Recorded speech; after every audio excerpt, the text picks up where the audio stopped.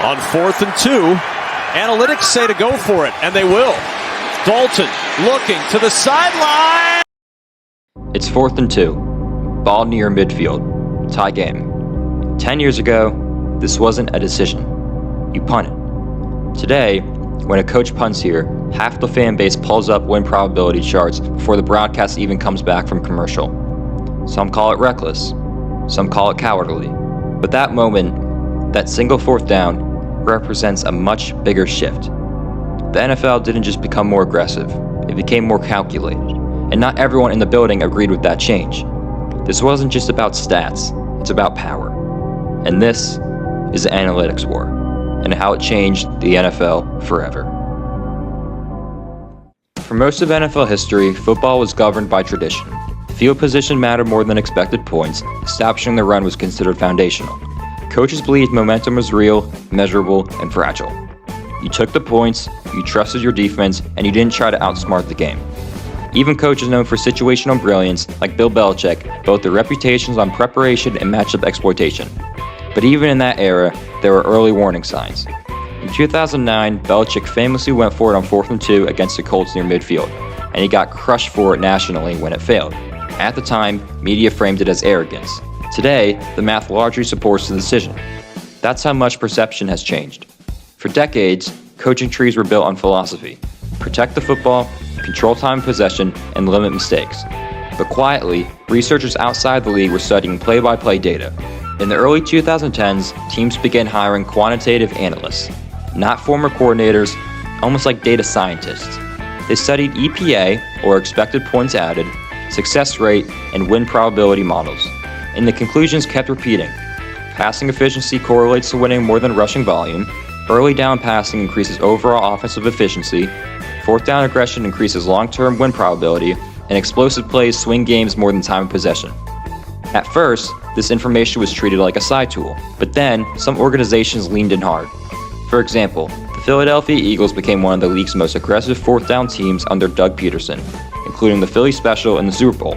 The Baltimore Ravens publicly acknowledged using real-time probability models under John Harbaugh, and the Cleveland Browns built one of the most analytically driven front offices in football. Meanwhile, teams that resisted began falling behind early in efficiency metrics. And then came the most important realization: efficiency beats volume. Analytics didn't just change play calling, it changed positional value. The data showed that elite quarterback play disproportionately drives offensive success. If you rank offensive impact by position, QB isn't slightly ahead, it's dramatically ahead. That's why teams reshaped their salary caps. That's why franchise quarterbacks started getting paid at historic levels. That's why players like Patrick Mahomes are so important to their team. And that shift had consequences, because running back contracts declined, off-ball linebackers lost value, and guards stopped getting premium deals. Because positional value wasn't based on tradition anymore, it was based on measurable impact. And if your position didn't move win probability significantly, you became replaceable. It's how the NFL worked now, and players just had to deal with it. As the passing efficiency started to rise, defenses started to adapt. Teams like the 49ers and the Rams popularized split safety shells and quarter structures designed to eliminate explosive plays. 2 high safeties became the new base look, and the philosophy was simple. If explosive plays swing win probability, you eliminate the explosives. You force offenses to string together 10 to 14 play drives, because statistically, long drives increase the chances of a mistake, a sack, penalty, or tip ball that leads to an interception. Offenses then respond with lighter boxes and more efficient run looks. Everything became math layered on top of film study. This wasn't tradition versus analytics anymore. It was analytics versus analytics. Then something changed. Analytics went public. During primetime broadcasts, you'll see it constantly now. A graphic flashes on the screen. 4th down model, go for it. Or win probability, plus 8% if successful. The broadcast doesn't just describe what happened, it tells you what should happen. Networks like ESPN always display 4th down decision models in real time. Suddenly, viewers at home are second-guessing coaching decisions based off what ESPN says. If a coach punts when the model says go, he looks outdated. If he goes for it and fails, he looks reckless. The math becomes part of the broadcast narrative, and that changes how fans judge decisions. The conversation isn't just an eye test anymore. It's metric versus narrative, and that bleeds into everything, including MVP debates. A good example of this is the Matthew Stafford versus Drake Bay MVP debate. During the 2025 NFL season, if you were to take a look on Twitter or Instagram, you would see fans from both sides cherry-picking important stats to make their point valid. Analytics changed what valuable means. It ruined the definition. Now every argument online includes screenshots of charts. The numbers create authority. If you have the graph, you win the argument. But numbers can also oversimplify.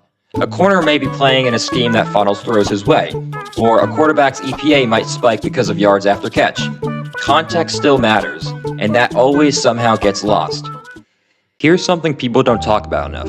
Analytics didn't just change play calling, it changed who gets jobs. Look at the modern coaching pipeline.